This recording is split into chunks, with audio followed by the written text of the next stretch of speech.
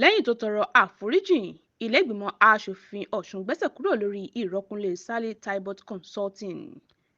ilé-ìgbìmọ̀ aṣòfin ìpínlẹ̀ Ọ̀ṣun ti gbẹ́sẹ̀ kúrò lórí àṣẹ tí wọ́n pa wípé kí iléeṣẹ́ tó ń ṣe àyẹ̀wò àwọn òṣìṣẹ́ ìjọba ìyẹn Sally Tibbot Consulting lọ rọ́kúnlé. ọ̀sẹ̀ méjì sẹ́yìn làwọn aṣòfin pàṣẹ pé kí iléeṣẹ́ náà lọ sinmi lórí àyẹ̀wò ọ̀hún títí di ìgbà tí wọn yóò kéde pé kó bẹ̀rẹ̀ padà.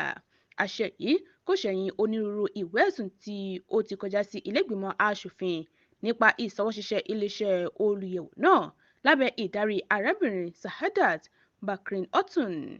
látìgbà tí gómìnà Adémọ́lá Adélékè ti gbé iṣẹ́ ṣíṣe àyẹ̀wò àwọn òṣìṣẹ́ ìjọba láti lè mọ iye àwọn ojúlówó òṣìṣẹ́ tìpínlẹ̀ Ọ̀ṣun ní lé iléeṣẹ́ náà lọ́wọ́ ní onírúurú wàhálà tí ń ṣẹlẹ̀ bí àwọn òṣìṣẹ́ ṣe ń ṣe àròyé pé àwọn òṣìṣẹ́ tí obìnrin náà ń lò ń hùwà àrífín sí wọn náà ni wọ́n fi ojoojúmọ́ sọ fún ìjọba pé obìnrin náà fúnra rẹ̀ kò fi ọmọlúàbí ṣiṣẹ́.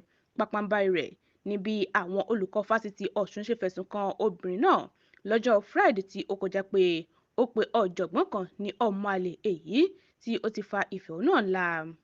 ọjọ́ 29 oṣù kẹjọ ọdún yìí ni Sahadat kọ lẹ́tà sí abẹnugan ilé-ìgbìmọ̀ aṣòfin Right Honourable Adéwálé Ẹgbẹ́dùn níbi tí ó ti tọrọ ìdáríjì lọ́wọ́ àwọn òṣìṣẹ́ ìjọba tó sì ṣèlérí pé kò ní sí gbọ́nmisí omi òtó kankan mọ́.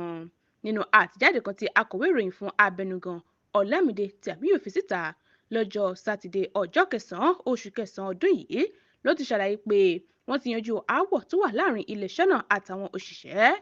Ẹgbẹ́dùn sọ pé ní báyìí tí àlàáfíà ti jọba iléeṣẹ́ náà gbọ́dọ̀ ṣiṣẹ́ níbàámu pẹ̀lú ìlànà àti òfin. ó sì ké sí àwọn òṣìṣẹ́ láti fọwọ́sowọ́pọ̀ pẹ̀lú wọn nítorí ìgbésẹ̀ náà wà láti fi mọ àwọn òṣìṣẹ́ tí wọ́n ti kúrò lẹ́nu iṣẹ́. Medinat Adésóyè ló ń jábọ̀ ròyìn fún Etí Ọba TV.